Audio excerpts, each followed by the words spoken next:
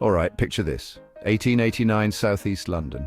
A time when the streets were bustling with horse-drawn carriages and the air was thick with the scent of coal smoke and the chatter of street vendors.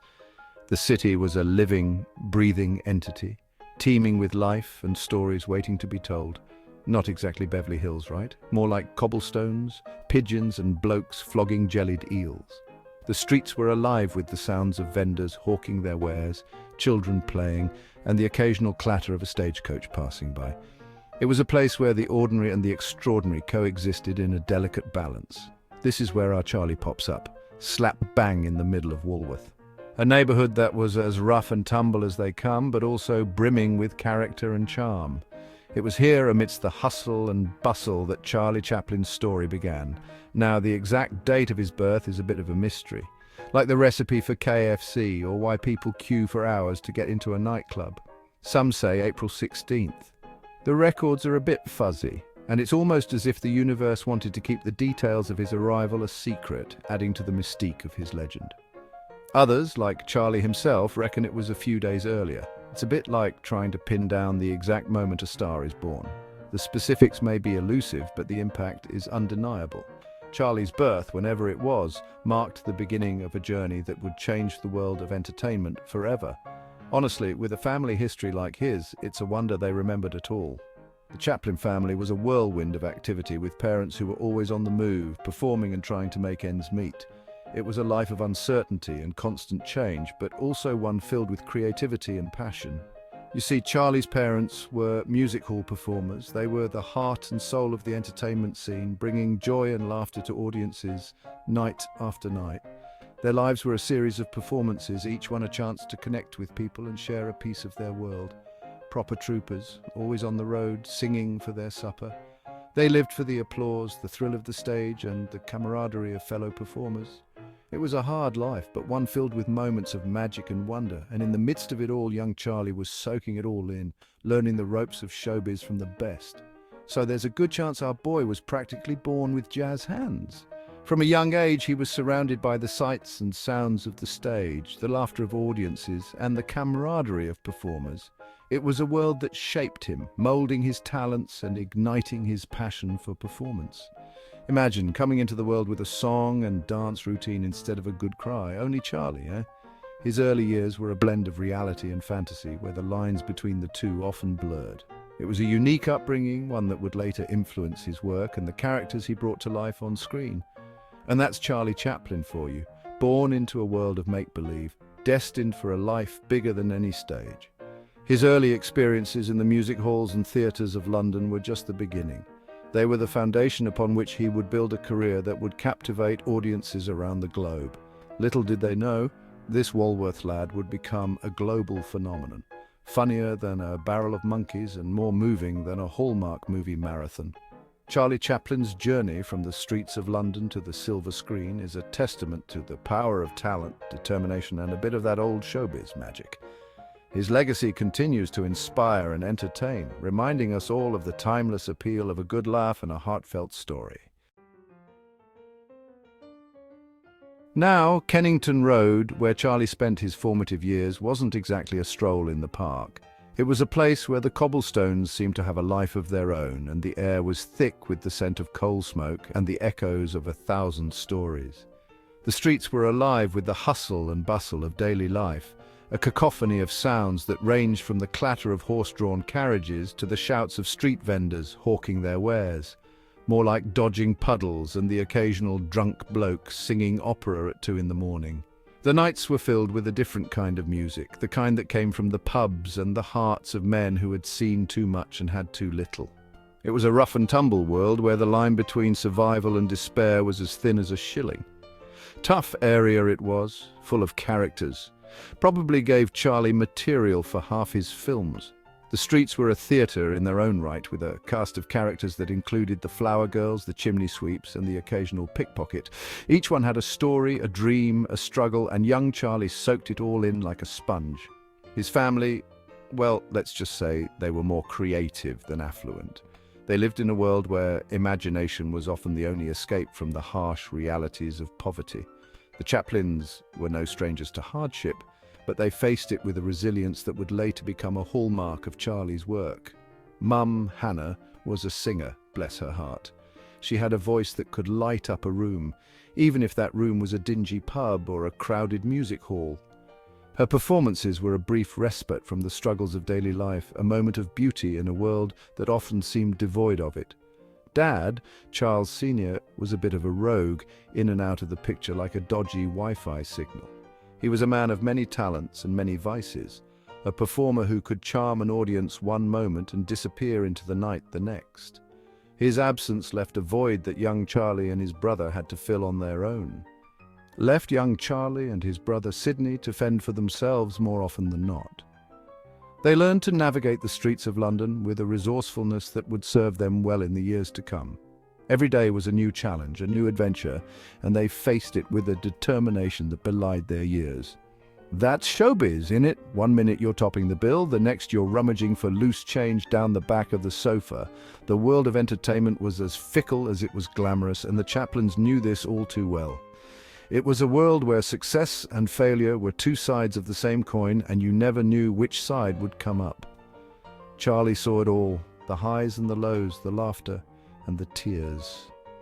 He experienced the full spectrum of human emotion, from the joy of a well-received performance to the despair of an empty stomach. These experiences would later become the foundation of his work, giving his films a depth and authenticity that resonated with audiences around the world.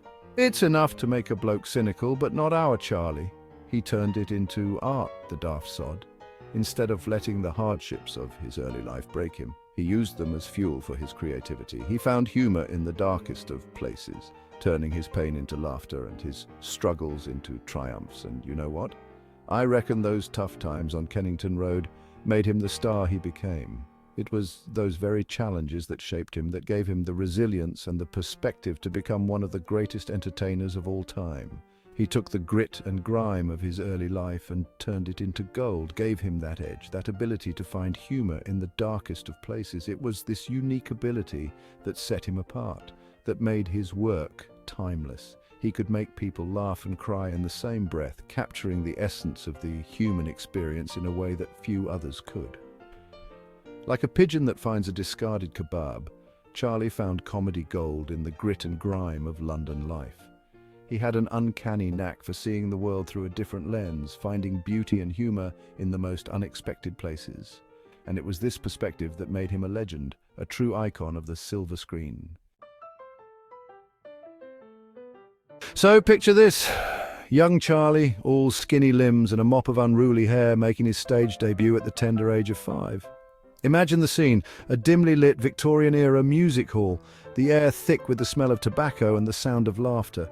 The audience, a mix of working-class folks and curious onlookers, all eagerly awaiting the next act. And then, out steps little Charlie, barely taller than the footlights, yet brimming with confidence and charm. Most kids that age are still figuring out how to use a spoon properly, and he's out there holding his own with seasoned performers. It's almost unimaginable, isn't it? While other children were playing with toys or learning their ABCs, Charlie was already mastering the art of performance. He had this innate ability to mimic adults, to capture their mannerisms and quirks, and turn them into something hilariously entertaining. Natural he was, like a young David Attenborough with chimps, but funnier. His comedic timing was impeccable even at such a young age. He had this uncanny ability to read the room, to sense what would make people laugh and then deliver it with perfect precision. It was as if he was born to be on stage, to make people forget their troubles and just enjoy the moment. He started out in music halls, those smoky, boisterous palaces of entertainment that were all the rage back then. These were the places where people came to escape the drudgery of everyday life, to be entertained by singers, dancers, comedians, and all sorts of variety acts.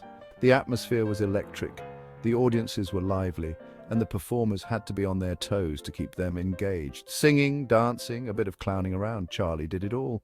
He was a true jack of all trades, willing to try anything to get a laugh or a round of applause, whether it was a silly dance, a funny song, or a bit of slapstick comedy. Charlie threw himself into it with all the enthusiasm and energy of youth, and the audiences loved him for it. Learned his craft the hard way, he did, through sheer grit, talent, and probably a fair bit of heckling. The music halls were not for the faint of heart. Performers had to earn their place on stage, and Charlie was no exception. He faced his fair share of tough crowds and harsh critics, but he never let it get him down. Instead, he used it as fuel to get better, to hone his skills and perfect his act. Word got around about this cheeky young lad with the funny walk and even funnier expressions. People started to take notice of this young talent, and soon Charlie was becoming a bit of a local celebrity. His unique style and infectious energy set him apart from the other performers, and audiences couldn't get enough of him. Soon he was working his way up the bill, from Lambeth to Leicester Square, sharing stages with the biggest names in the business. It was a meteoric rise, fueled by his undeniable talent and relentless determination. Charlie was no longer just a local act. He was becoming a fixture in the London theatre scene, performing alongside some of the most renowned entertainers of the time. And let me tell you, back then the West End was the HollyWood of its day. It was the pinnacle of success for any performer, the place where dreams were made and stars were born. To make it in the West End was to make it big, and Charlie was well on his way to doing just that. By his early 20s, Charlie was a seasoned pro. He had spent years perfecting his craft, learning from every performance, every mistake, and every bit of feedback. He had become a master of his art, able to captivate an audience with just a look or a gesture. He'd mastered the art of slapstick, could milk a pratfall for all it was worth, and knew how to make an audience roar with laughter.